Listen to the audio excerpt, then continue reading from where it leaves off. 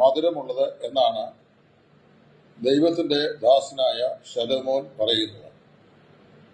മോഷ്ടിച്ച വസ്തുക്കളുടെ ഓഹരി വീതം വയ്ക്കുമ്പോൾ അത് വാങ്ങി തിന്നുന്ന ആളുകളും മോഷ്ടാവിനെ സത്യസന്ധൻ എന്ന് വിശേഷിപ്പിക്കും.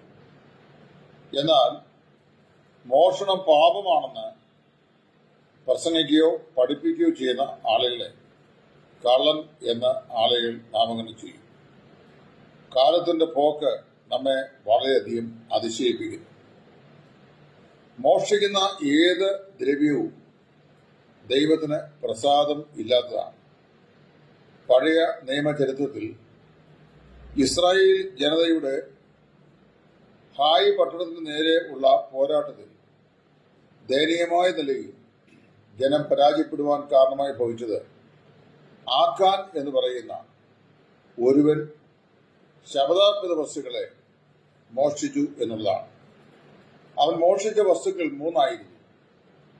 സ്വർണ്ണക്കട്ടിയും വെള്ളിക്കട്ടിയും ഒരു വിശേഷപ്പെട്ട ബാബിലോൺ മേലങ്കിയും. അതുകൊണ്ടുവന്ന് തന്റെ കൂടാരത്തിനകത്ത് അവൻ കുഴിച്ചു. ഏറ്റവും മുകളിൽ ബാബിലോണിയ മേലങ്കിയും ഏറ്റവും അടിയിൽ അപഹരിച്ച സ്വർണവും അതിന്റെ മുകളിൽ അപഹരിക്കപ്പെട്ട വെള്ളിയും. അകമേ മോഷണ വസ്തുക്കളുടെ പുറത്ത് മനോഹരമായ ബാബിലോണിയ മേലങ്കി. പുറം വസ്ത്രത്തിന്റെ അലങ്കാരവും ഭംഗിയും കണ്ട് ഒരു മനുഷ്യന്റെ ഹൃദയത്തിന്റെ യഥാർത്ഥ അവസ്ഥയെ നിർണ്ണയിക്കുവാൻ നമുക്ക് സാധിക്കത്തില്ല. മോഷ്ടിച്ചതിന്റെ ഒരു വീതം ദൈവത്തിന് കൊടുത്താൽ ദൈവം അതിൽ പ്രസാദിക്കും എന്ന് ഒരിക്കലും പ്രതീക്ഷിക്കുകയില്ല. എന്തിനും ഏതിനും വാക്യം കണ്ടെത്തുന്നവരാണല്ലോ ആത്മീയ ലോകത്തുള്ള പല ആളുകൾ. അബ്രഹാം കൊള്ളയിട്ട വിശേഷ വസ്തുക്കളിൽ 10-1 മെൽക്കീസദേക്കിന് ദശാംശമായി കൊടുത്തു എന്നുള്ളത് കൊള്ളവസ്തുക്കളിലും ദൈവം പ്രസാദിക്കും എന്നതിലേക്ക് ഉദാഹരണമായി കാണിക്കുന്ന വിദ്വാൻമാരുമുണ്ട്. മദ്യപാനികൾക്ക് ഏറ്റവും ഇഷ്ടപ്പെട്ട വാക്യമാണ് അപ്പോസ്തലനായ പൗലോസ് തിമോത്തിയോസിന് നൽകുന്ന അനുമതി.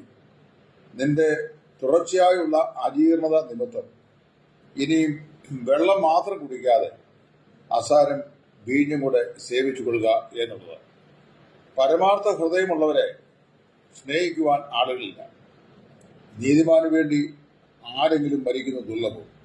പക്ഷേ ഗുണവാന്മാർക്ക് വേണ്ടി മരിക്കുവാൻ തുനിയുമായിരിക്കും എന്നാണ് ദൈവവചനം പറയുന്നത്. ഈ വാക്കുകൾ ഞാൻ ഇവിടെ ഓർപ്പിക്കുന്നത് ഒരു വിലയേറിയ സത്യം നിങ്ങളെ ഈ നിലയിൽ ഓർപ്പിക്കാനാണ്.